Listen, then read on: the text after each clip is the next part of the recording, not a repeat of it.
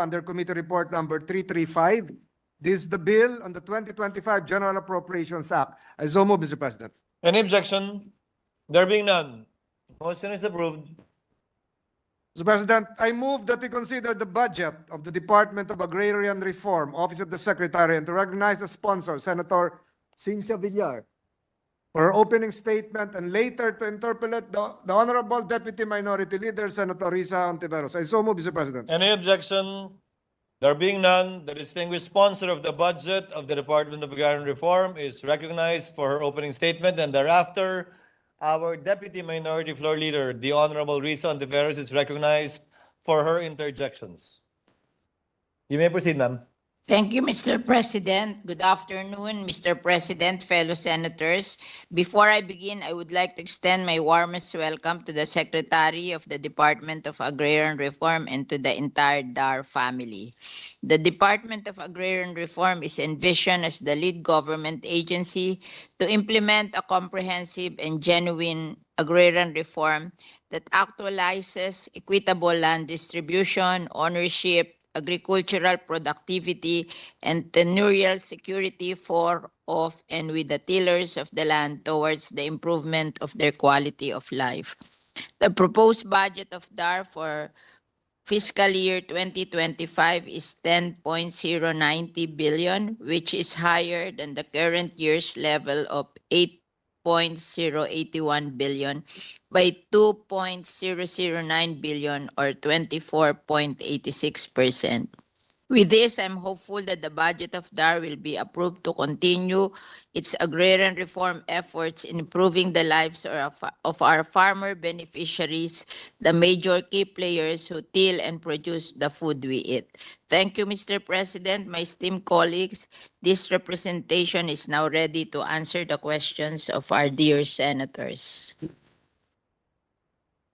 Senator Risa is recognized for her interjections.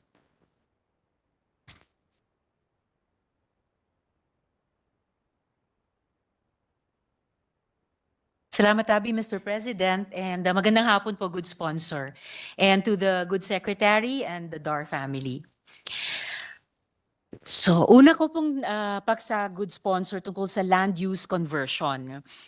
Part of the budget of the Department of Agrarian Reform is allocated to the Center for Land Use Policy Planning and Implementation, or CLUP, whose mandate includes all matters regarding land use conversion. On the topic of conversion, areas non-negotiable for conversion include all irrigated lands where water is available to support rice and other crop production, as well as all irrigable lands already covered by irrigation projects with firm funding commitments. Pero good sponsor, paano kung yung landowner sinira yung irrigation facilities at mga tanim sa isang parcel ng lupa? Ang mangyayari po ba doon ay magiging eligible yung lupang iyon para sa conversion sa non-agricultural use, Mr. President? Wala pong ganun ang Department of Agrarian Reform kasi kaya nga binigay sa kanila lupa para sila ang magtitil ng lupa. Siguro baka yung mga private owners, but not the land reform beneficiaries. They are not allowed to do that. In that case po, good sponsor, ano yung magiging legal effect kung mapatunayan na may conversion order na nakuha fraudulently, Mr. President?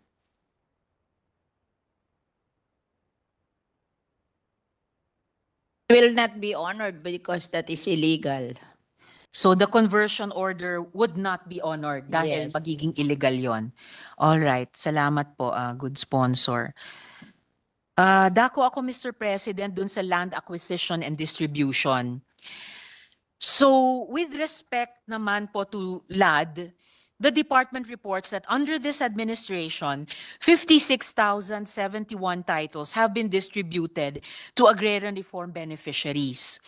Pero I think para mailagay ito sa proper context, kailangan nating tanungin ilang ARBs ang iniintay pang matanggap yung mga titulo nila na registered sa kanilang pangalan at kino-cover yung lupang nakuha nila ng DAR o nakuha ng DAR para sa distribution, Mr. President?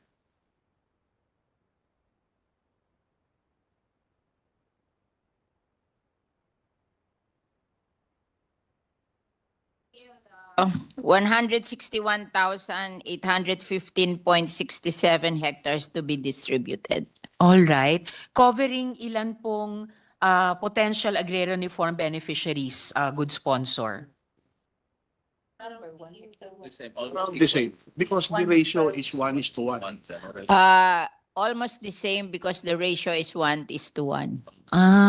So on average, 1:1 ang ratio. 1 ARB hectare sa per 1 beneficiary. hectare. Yes. So mas malaki pa po itong bilang sa, ang nakuha ko kasing figure good sponsor ay 104,000. Kasi iniintay na lang nila yung titulo sa kanilang pangalan. So hindi lang pala 104,000 kundi 161,000 good sponsor. Okay, so mas marami pa. And yung susunod kong tanong, nasagot na ba sa previous na sagot nyo yung ilang hektarya ng lupa ang kailangang pang ma-acquire and distribute? Yun din po ba yung 161,815 hectares, good sponsor? Na-acquire na yan? I think we have to qualify. We need to acquire. Because yung acquisition has lapsed already in 2014, June 30, 2014. And therefore, ang Automatic na to. be acquisition, but distributed. Acquisition lapse in 2014. So it's not to be acquired anymore. It's for distribution. So kung ganun po, ilang hektarya ng lupa ang natitira pa para i-distribute, good sponsor? This one, 161,000 hectares plus. All right. So, in that case, ano po yung rate of accomplishment ng DAR sa land acquisition hanggang 2014? There's Right. no more Anong land rate of acquisition. accomplishment ng DAR sa land distribution? Good sponsor.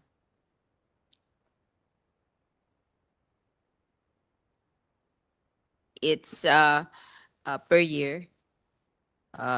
Per year, January 24. In the 2024, they distributed 61,000 hectares. 623. All right. So kung sa 2024 at 61,623 hectares that year, kung masustain po ito year on year, at the very least, kung hindi man maidagdag, at years. this rate of accomplishment, sa ilang taon matatapos ito ng DAR, yung distribution? 3 years. Ilan 3 po? years. In three- 161 divided by 61. So in Less than 3 years. In less than 3 years. So malayo po dun sa ibang naiuulat na it will take another 47 years. Tansya po ng DAR, Sobra 3 naman. years. Over his dead body daw. Over his dead body.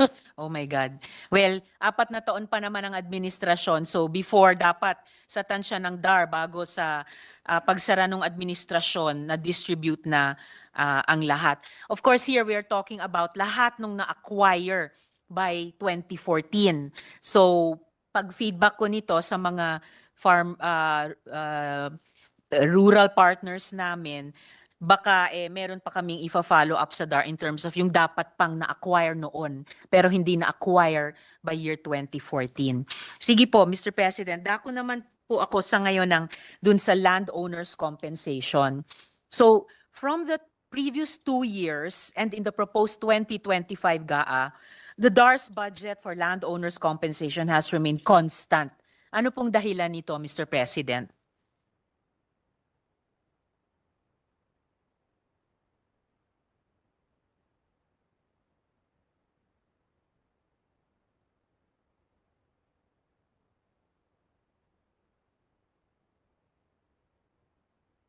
Under the GAA, they have 6 million budget for land acquisition.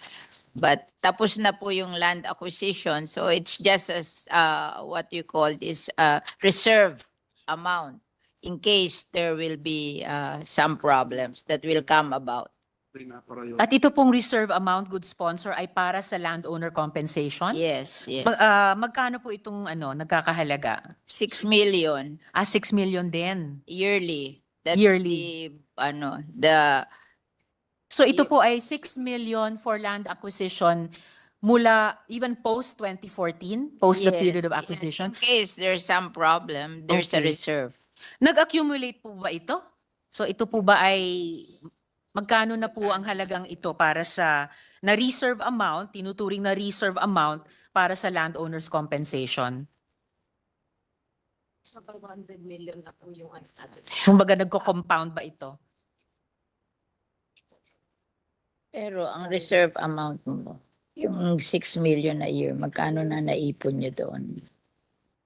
Nauubos po lahat natin lagi kasi ito po yung utang na ubos agad. Doon daw sa land acquisition nila noong 2014, may utang sila na 520 million. Ito po. Oo. So, sa landowner, so every year nauubos nila kasi unti-unti nilang binabayaran yung landowner. Magkano yung utang po noong 2014? 500? Mula nung 520,550,000 520 million 550,000 plus. plus. And they're given 6 million a year. So dahan-dahan binabayaran nila. First in, first out. Ito pala yung tatagal, lampas sa 3 taon. Baka ito rin ang 47 years para sa landowner compensation. 520 divided Kasi kung by 6 million a year lamang, kahit po yung mula 2014 hanggang ngayon, 60 million lang po yun. Usap-usap kami